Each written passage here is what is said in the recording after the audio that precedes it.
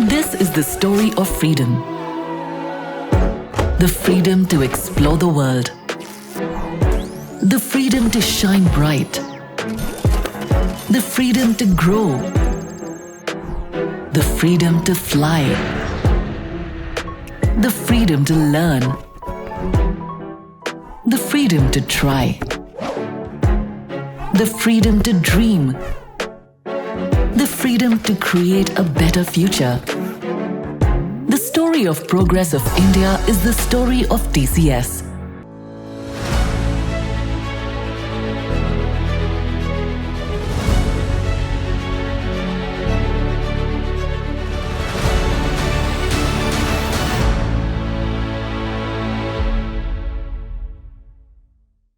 Hello and a very warm welcome to this special series TCS Studios presents Transforming India. The story of progress of India is the story of TCS. Now, the story of India's independence is incomplete without a mention to the country's armed forces. They have protected our sovereignty and have been the reason why all of us are safe and wake up to a better tomorrow every single day. We at TCS are very proud to be a part of that journey. But to make the lives of defense personnel that protect the armed forces simpler, CGDA has introduced a pension process that is game-changing. Earlier, defense personnel had to queue up to wait for their pensions. The sanction time would be almost 18 months or more. Today, they can get a text intimation and have their pensions in their bank accounts within a matter of seconds. The cycle time, that is for the sanction, has come down to less than a month, significantly less than a month. What is the reason behind this? What is the story behind why something of this sort has been undergone? And how large of a transformation was this to make the lives of defense personnel better?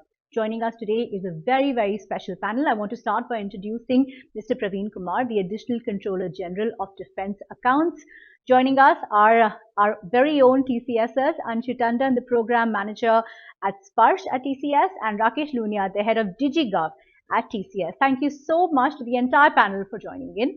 Mr. Kumar, I want to start by asking you about the journey that has been undergone for the entire process. Take us a little bit about why CGDA has introduced a project of this scale and the kind of transformation that you had to adopt from ground up. Let me introduce the subject that defense pension per se is a highly complex area.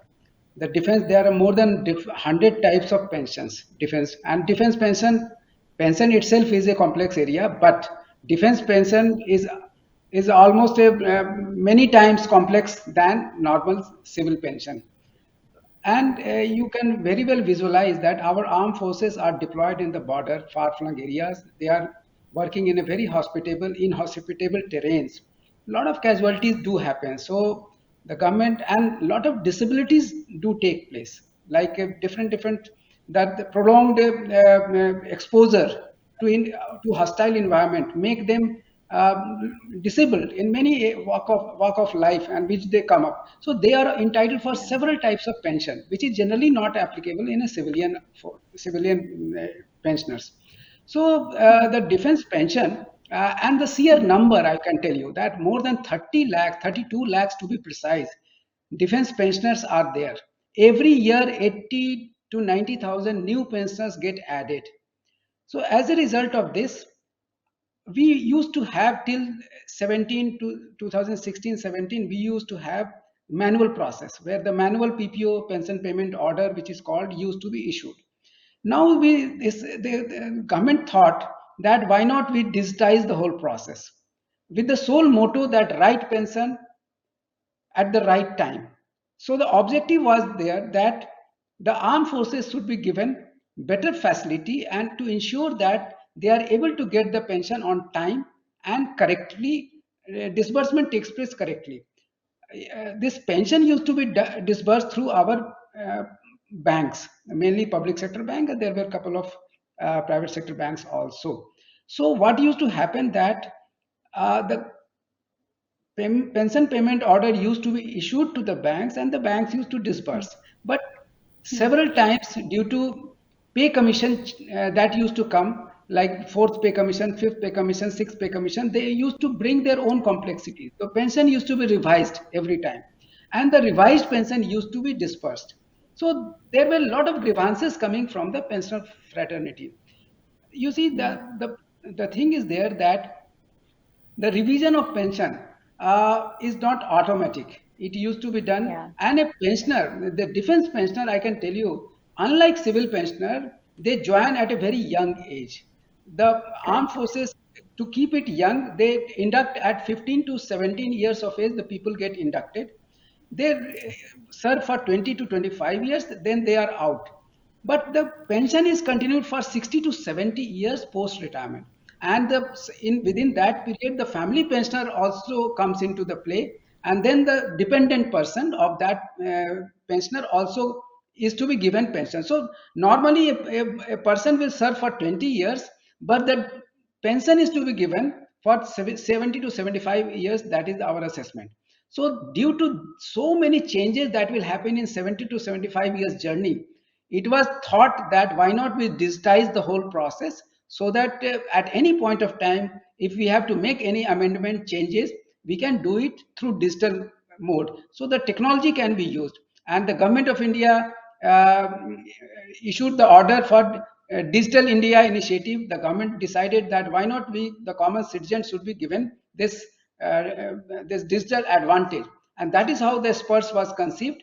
And Honorable Finance Minister, in his budget speech in 2017, I remember that 2017 or 18, he gave the speech that we will create a web portal to handle the defense pension. So that is how the project was conceived, and now TCS joined the partnership, and we have reached this stage. I think my other colleagues can explain in detail. Yeah. Mr. Kumar, that's a perfect throwback into the entire journey and the process, because sometimes when we make massive change, it's important to look back and see where we started from. So, speaking about change, Rakesh, tell me a little bit about the kind of digital transformation that it took, because Mr. Kumar said it perfectly. It's not a very easy feat to achieve. Tell us about the beginning of the journey and the kind of transformation that was embedded into the very portal and the very intricacies of the work that was done. Sure, Kritika. So the actually, as Shar mentioned, the journey started somewhere in 2017 when the tender was out, open tender, and TCS participated in this tender by positioning our TCS IP DigiGov, and we won this account, leveraging our rich contextual knowledge and the excellent track record of implementing the projects of similar nature. We reimagined a lot of processes by taking them into confidence. Like we introduced the concept of straight-through processing wherever possible. We introduced the pension data validation. And so earlier the pensions, which were the pension order which was generated for the pensioner, he was not aware actually what data has been considered by the department. So if I summarize in terms of transformation, as in we have as of now onboarded 90,000 fresh pensioners have been directly onboarded into a SPARSH. Okay, we have migrated, as you also mentioned, that 4.6 lakh pensioners have already been, legacy pensioners has been moved onto our platform. And by this monthly run, we will be adding 5.5 lakh more pensioners onto the system. So the transformation, as mentioned earlier, it was 12 to 18 months for processing the cycle, has been reduced to less than 25 days. Okay, the first payment, which is a sort of a lump sum payment to the pensioner, used to take a month almost. We have reduced it to in a couple of days. Once the pension order was issued, the disbursement agencies, there is 1,500 plus disbursement agencies with 45,000 odd branches across the nation. They were actually interpreting the order and disbursing the money into their respective accounts, which is done away with. It is centrally it can be done through our RBI Ukube. Also, since with all these 1,500 odd agencies, reconciliation was an activity in itself. Okay, but this is done real time as a byproduct of how the business is being conducted through our platform. So yeah, it has been a great journey in terms of we are really geared up to onboard the remaining pensioners onto the platform, and we actively we look forward to leverage our experience by replicating the same success story in some other areas as well. Sure. What's very important is the kind of transformation that was done, the vision of Digital India that was carried forward in this. Anshu, come in over here. You've been closely embedded in the project. CGDA's vision has been carried out and it still continues on a daily basis. Tell us how you saw lives transform. Any anecdotes that you can share about your experience as you saw this massive project actually come to life in front of you? I would like to share one instance. While onboarding the first batch of 4.6 lakh legacy pensioners, around 20 to 25,000 pensioners were underpaid by legacy systems, or they were not given the pay as per the latest sanction order. So when this came to the notice of department, the pensions were revised, the dues were cleared, and which must have brought some cheers to those pensioners. So, in summary, I would say that SPARSH has made single view of pensioner available, which was earlier Hmm. distributed across the systems. It has Yeah, made accessibility of services to pensioner at his fingertips with pensioner portal, and yeah. soon we are going to launch our mobile app. Pensioners now have increased transparency with real-time tracking of their claims, requests, and they have centralized repository of their documents like Form 16, pension slips, payment orders. So, Hmm. how many people Yeah, getting impacted, affected by this transformation? So, as yeah. mentioned, we have 4.6 lakh pensioners onboarded, 90,000 fresh cases, and Hmm. 5.5 lakh legacy pensioners are in process of onboarding. So, Sparsh will be carrying out payments and pension processing for around 11 lakh pensioners this August. Um, to your mind, what are the lessons that other teams can take from the Sparsh transformation program that you have undergone?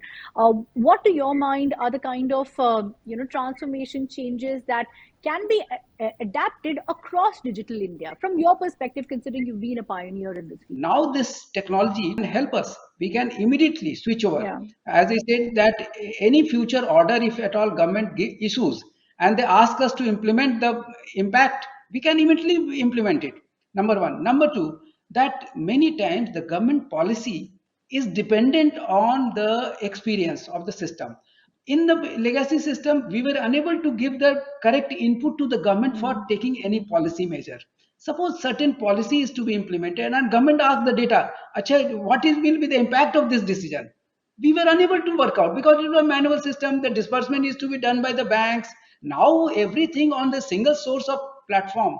Now it is much easier. If government asks impact of any decision, we can simply calculate this from the portal and we can give it to the government. So it will help the government immensely in future policy making. Rakesh, tell us very quickly about the technology that was adapted, because here we are talking about how this can be used across the board and the lessons that can be used across projects. So take us through the technology and how can this technology basically be adapted for the future? What's next for this platform? We were dealing with 3 million pensioners. We know that every month we have to run the cycle for 3 million pensioners. We have to do the eligibility check. We have to compute their pensions. We have to send this disbursement instruction to the other system. We reconcile the disbursed payment done. We have to print the pay slip. We have to generate the pay slip, pension Yeah. slips, and then it has to be published in your respective accounts. And that all have to be done in a span of 5 to 6 days. Okay, Hmm. so at the core of the design, we ensured a lot of parallel processing, threading. We also introduced the jobs scheduling wherever possible. Okay, so Yeah. that was also taken care, and this system Hmm. has been integrated with 15 odd agencies for a seamless transfer of data in synchronous asynchronous mode. Hmm. So what I would like to say is we have designed the Spurs using the best in class technologies and capabilities, and with the capability to continuously evolve and contribute towards the ease of living index of the pensioners. And this platform, as you rightly mentioned, once done, it tested and proven for such complex business case as or the scenario as mentioned by sir, that this is much more complex than the civilian pensions.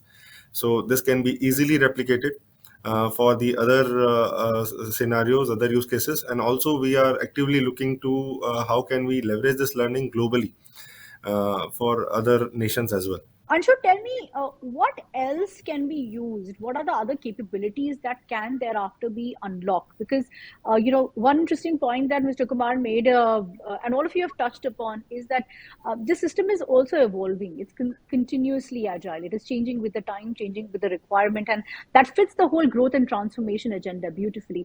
Tell us a little bit about what other capabilities can be unlocked before I take closing comments from Mr. Kumar. SPARSH can be the platform with one common smart card for pensioners, which can connect with all these agencies giving the pensionary benefits. And this card can be issued as part of the retirement welcome kit with the pension payment order at the time of retirement to the pensioner. And one more scenario which where SPARSH platform can be leveraged, and so there are pensioners who might have to take early retirements as early as 35 years, maybe due to some injuries or for some accidents, which as I already mentioned, they have to endure a lot of challenges. So SPARSH can be the bridge to connect pensioners to the job opportunities. So job opportunities with required skills can be pushed to SPARSH.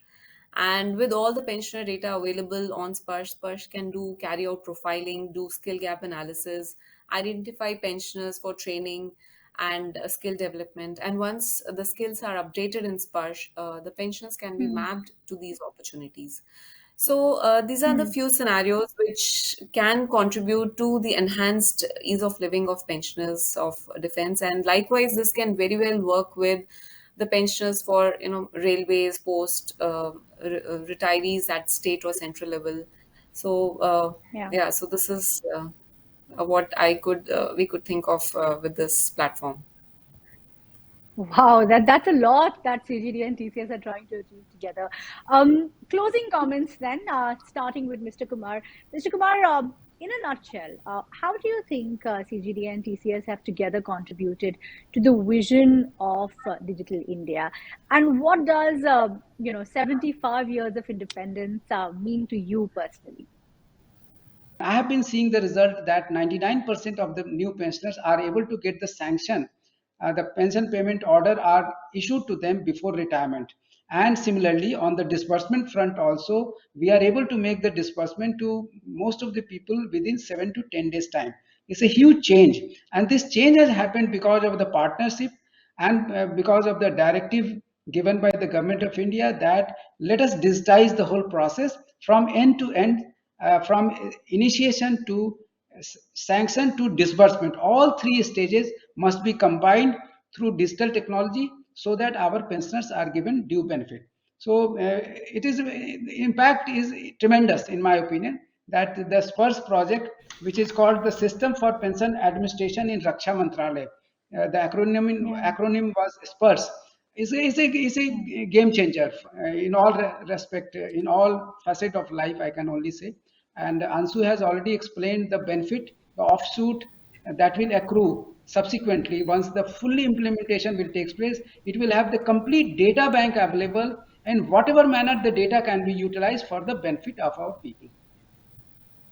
I have goosebumps just thinking about, the kind of feat that it has achieved, and there's actually much more left to be unlocked. All right, Mr. Kumar, Anshu, and Rakesh, thank you so much for joining in. The three people on this panel have been a part of the Digital India journey in a very, very important way. And these are the stories that we are going to try to tell with this special series, Transforming India, the story of progress of India is the story of TCS. Thank you so much for watching. We'll be back at the same time on this very platform. So stay tuned and hope to see you again next week.